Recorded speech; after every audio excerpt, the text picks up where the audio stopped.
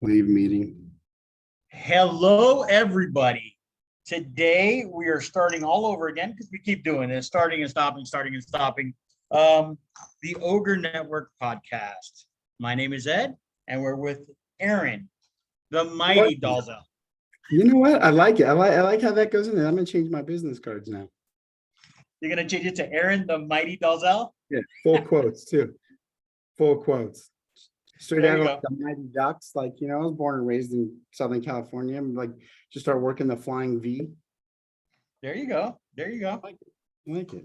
So real quick, what are we gonna be talking about here? Well, what I love doing this on Mondays because I think the goal is just to kind of debrief a little bit, like have people get to know us kind of, the human stuff that we deal with, that everybody can relate to. And then, you got the real estate side of it too. I think it's a fun place where people can get a good laugh. They can see they're not alone in dumb, crazy stuff that happens on a daily basis in their life and also in the workplace. I think it's just a great place to share and laugh and kind of get that weekend out and get the week rolling. Well, I'll start with something really funny, Oh, I can't wait. and then you can't wait for this one. So um now all of a sudden I've become a collector Oh, of Legos. really? So I'll So introduce you to my kids. They're also collectors of Legos. so I Like, did okay, so I bought one, I don't know, probably a month ago, right? okay. Like, what do you I mean was you at a bought one? Like one individual Lego you walked into, or you like walked into the Legos? Like knowing you, you're like, okay, I could buy one Lego brick, or knowing you, you probably just walked into like the Lego store and dropped like 2 grand and you got like freaking like the strip of Legos or like, like the so, Miami Beach line or something. so That's what no, I'm thinking. not quite. What I did do, I went and I saw, and I was well, I forgot which store I was at. And I was walking by and I saw Iron Man. Okay. So Iron Man is one of my, I would say, shared for first place superhero of all times. Okay. So I got it. And whatever. And Amanda was going to put it together for me because she loves putting So, Legos whoa, together. whoa, So I'm whoa, like, whoa. So you're going to be a collector of Legos. You're going to be a Lego guy. You bought one and then you're going to have your daughter put it together for you? because she likes putting them together. Well, I just want to make sure I'm following this story. Normally, when people take up a hobby and start doing stuff, they're involved in the process. You're not just like the money man behind the Lego, pal. I'm just the money man behind it, dude. No, that's not a hobby. Like, And I like displaying them, which you will see them next week in our office. So, so then Saturday we decided to spend the day with the kids. They wanted to go see Spirit Halloween because everybody's into Halloween and getting scared, blah, blah, blah, blah. So in the process, Mercy's like, oh, I got to go to Kohl's because I need to return things. right. So I'm like, oh, okay. And I don't know if you saw my video over the weekend, but I was actually in the Lego section at Kohl's. Okay. Yep. So I'm looking through and I find my second favorite together with Iron Man superhero, Wolverine. Okay, let me So ask I'm like, you oh, a I gotta. question. I got to ask you a question about your Wolverine at Kohl's. Did it say originally like $250, but today you get Kohl's cash and it's on sale for like $25? Because I feel like Oh that's no, no, it wasn't like that today. no, it didn't say that, but I'll tell you a story about that in a minute. So I go and I grab it, and I'm like looking through, and I see, I don't know, Thor's boat from Love and Thunder with the two goats, and then I see some Star Wars stuff. So I end up walking by, and I'm like, oh, there's a big head of Venom and a big Darth Vader head. I'm like, you know what? Let me get these three today. So $400 later, So I was because close. yeah, you were close. So conveniently, I get when we return stuff at Kohl's, they give you a little, hey, 20% off your purchase today because you Of course returned they do. Amazon stuff. Right. Look So why I I'm- go, so I go to the register, right? Because we decided we're gonna buy this stuff anyways. And we get to the register and like, oh no, those are Kohl's exclusives, so you can't use them. I'm like, okay, great. So I get home and I watch a video and I'm like, oh, there's certain ones that are being discontinued. So I'm like, oh, let me look through the Marvel discontinued ones and the Of course. Star Wars discontinued ones. Needless to say, they'll both be discontinued, so I had to get that one now. Of course you, of course you, And logical. logical. And then Boba Fett's throne room is getting discontinued, which I happen to see at Kohl's. So yesterday on our way to Scottsdale, which I'm in Scottsdale today for training for the next couple of days and stuff, and showing properties here to a commercial client. I had to Zelle Amanda money and say, do me a favor, don't forget to go to Kohl's. We need to try to acquire these before they get So discontinued. you are into the Lego game. You are officially in the Lego game. Oh, I am so in the Lego game. I mean, one of my friends from Miami called me this morning and says, whatever, we were just talking about stuff in general. And I'm like, yeah, I'm starting to collect Legos now. And he's like, really? At your age, this is the best thing you can do with your time. I'm like, well, it's a new hobby. Well, I mean, and on the flip side, there's worse things you could be doing with your time. Correct. I still work. Now I just, like you said, I'm a man. I just do the to Amanda. She puts them together, and I have beautiful Legos that are put together. So your hobby is not so much Legos. Your hobby is more of delegating. I'm trying to learn. So I'm reading a bunch of books, right? And I'm reading a bunch that says it's the who, not the how, right? So I don't have to know how to do everything. I just got to find the right people. That's hilarious. That's a great piece. When did you get that book? I got that book about a month and a half ago. I was just turned on to that book. I went the easy route. I shouldn't even say the easy route. I went the different route. I got the audio book on it, but that book was actually brought up to me by my real estate coach, talking about one of the best books he's ever read. And so, of course, without thinking, I just jumped right on, used one of my audio credits and downloaded it. So I'm just finishing up The Way of the Wolf, but that's next on my list. That's hilarious that you just downloaded it like Friday or Saturday. Yeah. So that was that book recommendation was given to me by a mentor and a friend. And he says, hey, we all try to do too much. So read this because it's finding the right people and making them part of your world and you making their world better that now empowers people to do a bunch of different things. And what I'm reading in the book is actually really interesting stuff. And it's kind of, what it brought me, what it reminded me of was kind of what you and I are putting together. Okay. Right? So there's certain things that you're better than I am at, right? And there's some things that I'm just naturally, I've been in the business a lot longer that I do differently. And I think that we play to each other's strengths in bouncing ideas off each other and not only real estate businesses, but our other businesses we run by each other. And it's just, it's good to have somebody to bounce ideas off. And that's what this book is basically at. There's only so much you can do, but if you find the person that can do it better and faster, bring them into your world because it'll make your world bigger and their world bigger. So It's a good book though. You're going to get a lot out of it. I love it. All right. Well, I guess we're gonna have to start a book club. We should. We'll meet at Red Rock in the Sports Book on Saturdays between 10 and 3. Between the games, right? Between the morning kickoff and the afternoon games. There you go. Yeah, we have a time. We can actually do it twice a day because we can do it. We can do it 3 times before the first game, in between the first and second games, and on Sundays between the second and third game. That's right. And it is almost football season. Preseason's kicking off. 30 days till game 1. We've got NCAA just destroying every conference that's ever been known to man. I mean, at some point they're just just break it up into the East and West part of the United States. I mean, this is outrageous.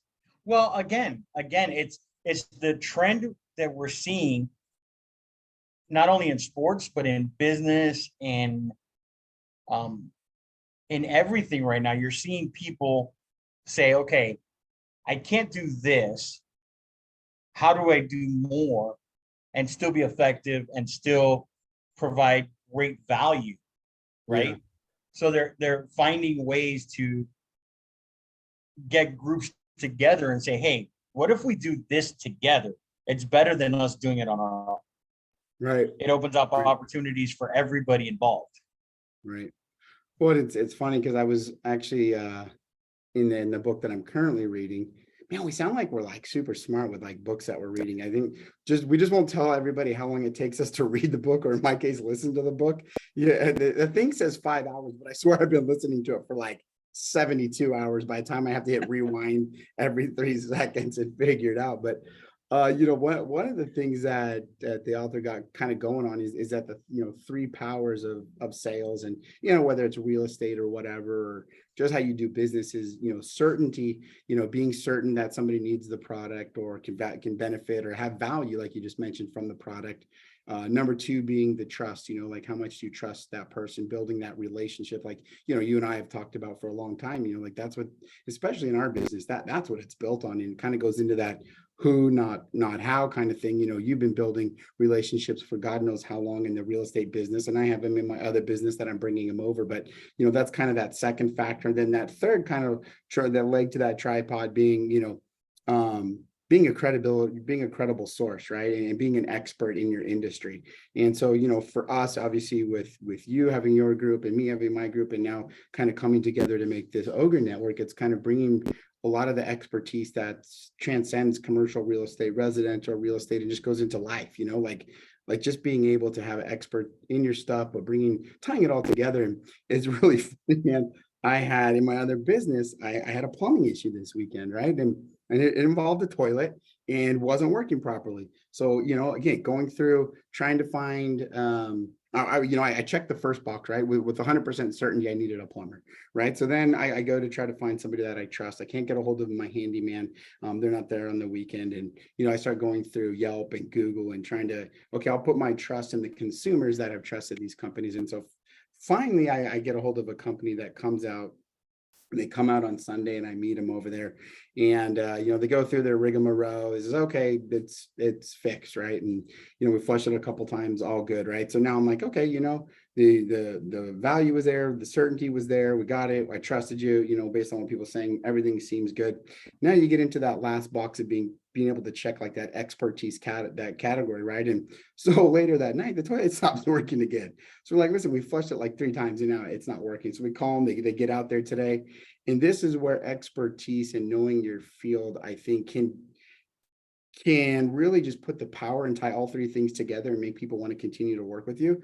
Or it makes you second guess everything you knew. Not really the certainty, because with certainty I had to have a plumb, but the trust, you can lose that. You can lose your credibility all in one simple sentence if you're not careful. And so when the plumber came back to us today, one, he says, I got to charge you again because I had to come out again. I said, well, you only had to charge us because you didn't fix it the first time, right? So like that ain't gonna work, right? So we go through the rigmarole, talk to the supervisor. Yeah, that's no charge. Okay, fine. Then the plumber proceeds to tell me that it's my fault or our fault, our guest's fault, that the toilet is broken because somebody put toilet paper in the toilet. So if you didn't hear that, when you replay this, hit the rewind button, go back 10 seconds to make sure you heard that properly. The plumber said the reason the toilet was not working properly is because people were using toilet paper and flushing toilet paper down the toilet. So where are you supposed to put it? He goes, well, it's supposed to go in the trash can. He goes, toilet paper shouldn't be flushed down the toilet. That'll cause a clog. I said, I mean, maybe if like a 3-year-old kid or a 5-year-old kid throws an entire roll down there, but I said, in an everyday scenario, somebody goes to the restroom, wipes their rear end. Where does it go? He goes, oh, a trash can.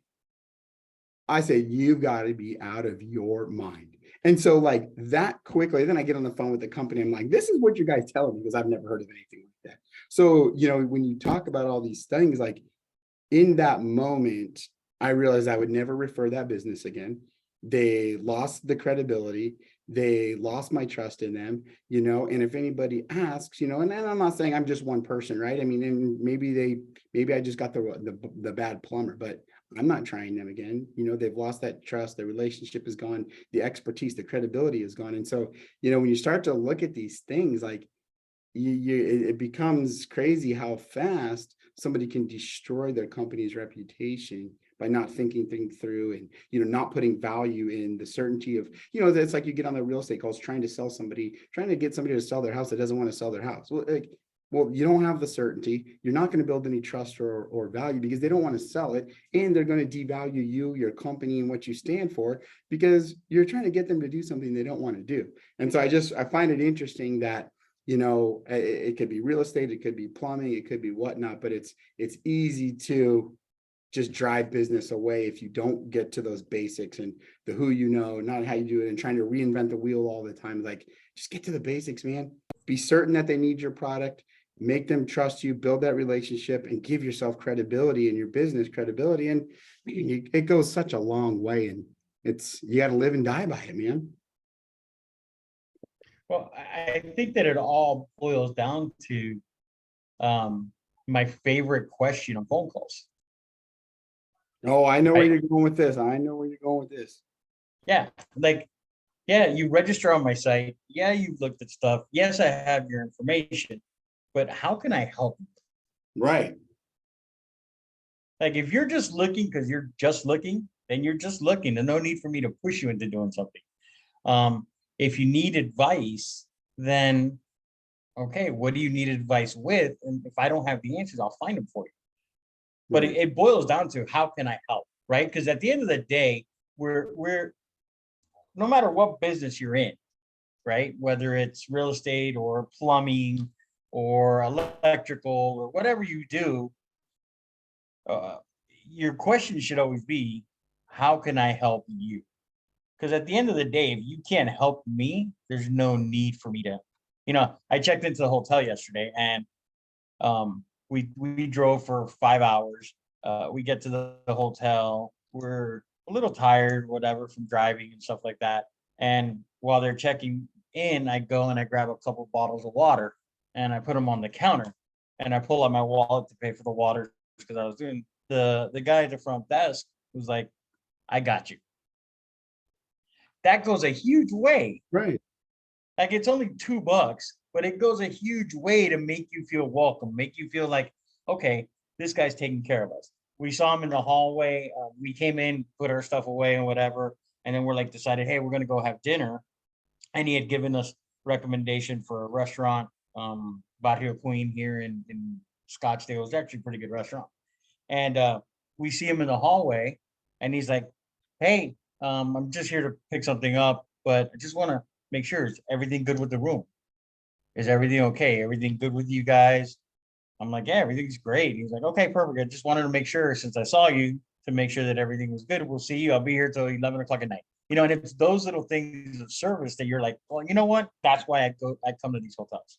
Well, and again, you're spot on, because I mean, you just roll back the example of mine when it went the opposite direction. I mean, this guy just hit on 3 points, right? Like, he's trying to clarify with certainty, is there anything that you needed from him?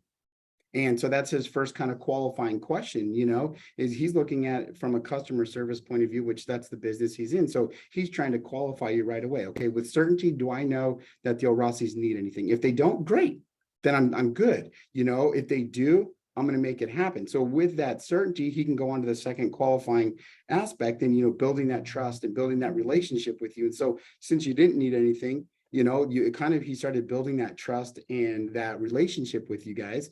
And then, he kind of put credibility in what he does and what that company stands for. And like you just said, like, I'm sure now when you go, like, that hotel brand, wherever you go, tends to stick out to you, that you'll stay at those places because of this guy, because he made certain you needed something or didn't need something, built a trust, and then gave the expertise credibility portion to it. And, it's like you said, it's small things, but it transcends the way you do business and, the way you live, because now you'll forever probably go to, well, and, the restaurant, you probably wouldn't have gone to that restaurant. That restaurant benefits from this guy being really good at his job and going through his qualifications and recommending that place. And just like that was a great experience, my plumbing experience, now they've lost a customer. And anybody who asks me for a plumber, whether it's, in the real estate industry, we've got renters, we've got tenants, we got people buying homes, people selling homes all the time. And now when people ask me for a plumber, I'm not going to feel good recommending this company.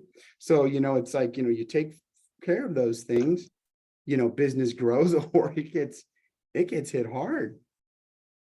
And it's just So, it's that small stuff. so I have a question about your plumbing issue. Why Yeah. didn't you reach out? Why didn't you reach out to me so I could have referred my plumber to you? Yeah, I was in the heat of the moment, and I had somebody who had my manager helping me take care of it, and it was just it was something. It was back to school weekend, so for our business, we were slammed on the other business, and it was just something we figured we just had to get going, and kind of went that direction. And tell you what, it wasn't good. It wasn't But did good. they get it fixed?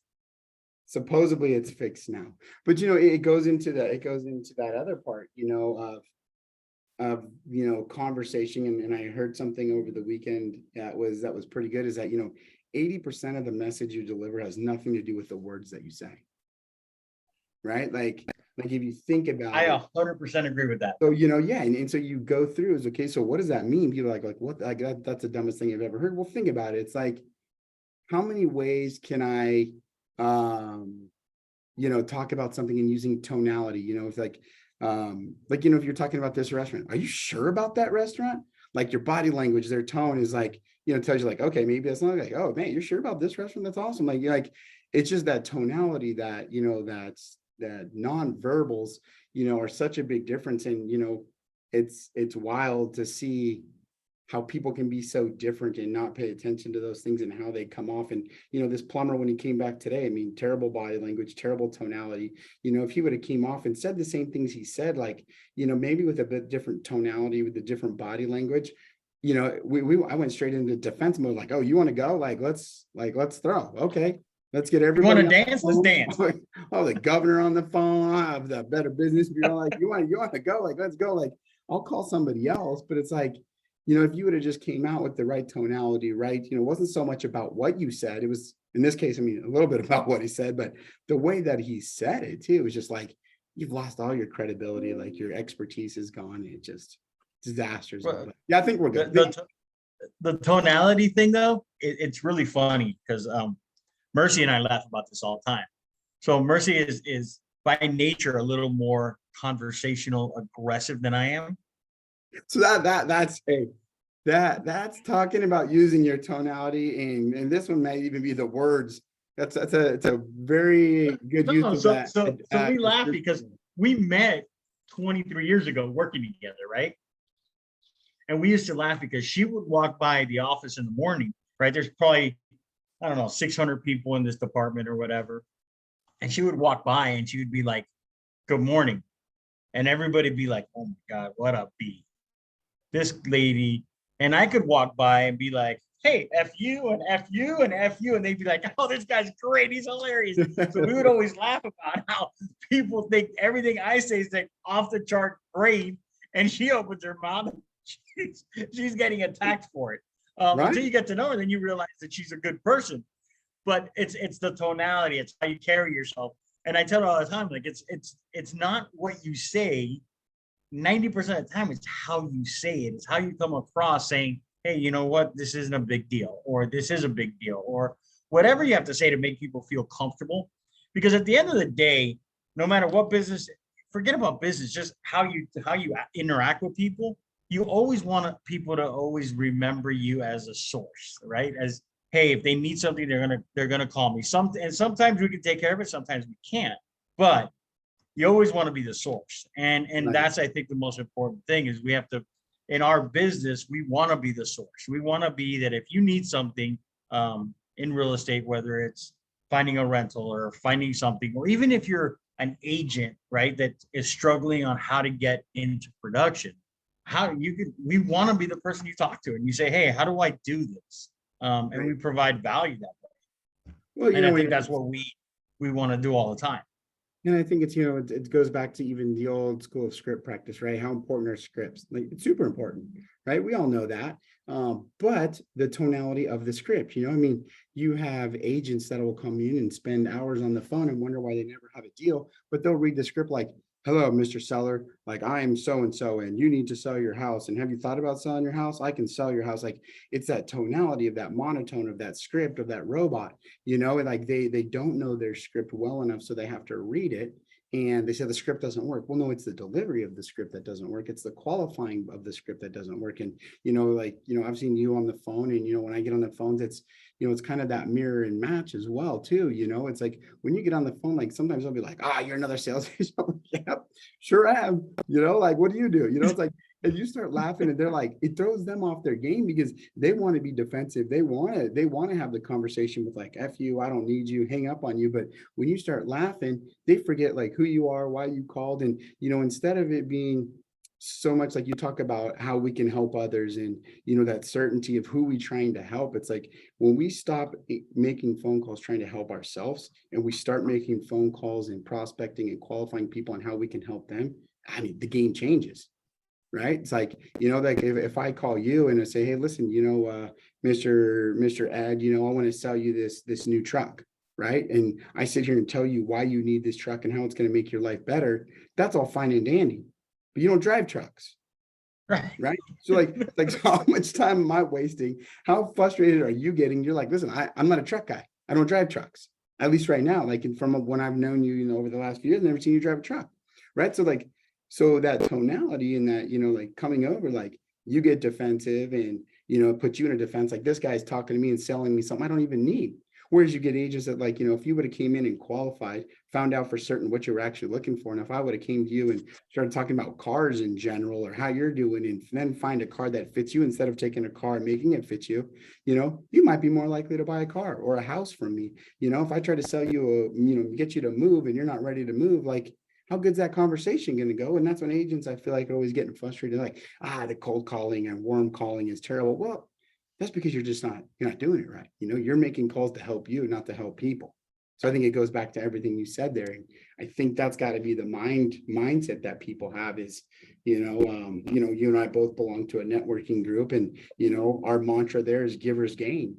Right. So you got to give, you give first and then, you gain later. And a lot of these people, whether it's this plumber or, real estate, commercial, residential, as we get into it, so many people are focused on getting first and me first. And, they wonder why they can't get a deal is because they're so focused on the wrong thing. They haven't qualified sellers. They haven't qualified buyers. They're just trying to get them to do something so that they can cash a commission check and, spend it somewhere. That's the thing is if we're not constantly,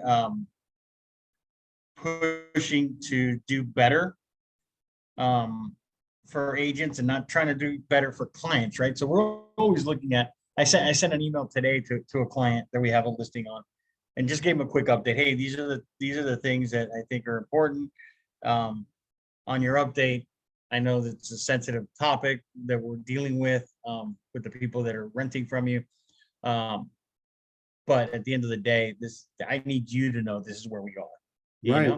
And then what do you need from me? What timeline do I have to do things so to make sure I can meet your requirements and not my requirements? It's the same thing. I had a deal not too long ago that, of course I was excited. We found these people an investment property and things were going well, and you're getting close to the due diligence, and I could tell, they could tell that it wasn't the right house. And so we just pulled the plug on it. There was too many red flags. And it's like, a lot of agents would try to convince their clients to push through, like they're 2 days away or a day away from clearing due diligence. Let's just go, it'll work. We'll clear this. This isn't a big deal. And you know what? Like it delayed. We ended up pulling out of that deal, finding them something else because we went back to work. We did a little bit more qualifying, found it on the property. We might have closed a week later, but the clients were much, much happier in the end product. And so taking that situation and making it about them, not about me or the agent, what do you think? Like they're going to recommend, hopefully, they'll see that. They'll say that if you're certain you need to buy or sell, you can call Aaron, you can call Ed, like they built the trust, they built the relationship because I was able to tell them, let's walk away from this. This is not good. Right. Because again, most people are saying like, no, just push through it. Right. And then, you give that expertise and you give that credibility that, you understand it, you see, you provide the value to. Sometimes you just got to move on, and it delayed us for a week. But on the end game, I mean, the credibility, the trust, the relationship exponentially grows. I think you're absolutely spot on to all this, sir. So I think this is a very strong start to this regrouping of these little sessions that we're doing. Looking forward to next week because I'm gonna have a bunch of experiences from Scottsdale. Yeah, Um, you're gonna have some stuff, I'm sure, coming up from when does baseball season start? super pumped. We're kicking off baseball on Friday. The Nice. kids, we got soccer, we got baseball going. So we got some stuff on the horizon, a little bit of a new squad. That's going to be exciting. I think next week's going to be a good week. I got my real estate coaches coming in town doing an education here from Arizona. You Nice. went there, you came here. I don't know, see the writing on the wall there, buddy. You know, You know what? I'm missing so many things by being at this training, but I scheduled this training because it's a great trainer. It's a great class. And I'm like, geez. But I do have one quick question for you. Yeah. And this is probably the most important question. Did you get the uniforms I liked? I forget which one you liked. The pinstripe. Oh yeah. We're going pinstripes, baby. Come on. Remember we were at lunch and you were like, which uniform do you like best? Yes, that's right. I like the pinstripe. Yeah. So we're gonna roll with our all blackouts, and then we're gonna do the orange and white pinstripe, black accent. So yeah, they're gonna be sick. Are you gonna have to tell me when you play in the pinstripe? Because then I'm gonna have to go to that game. I think those are gonna be championship days, baby. Those are gonna be Sundays. Those are gonna be the Sunday unis, I think. Just let me know because I'll be there. I gotta go take pictures of those. I kind of had a little part in picking those. So yes, that's right. We're pumped. All right, buddy. Hey, good talk. Enjoy the rest of your trip in Arizona there.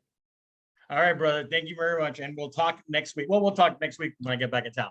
Let's do it. All right, brother. Later.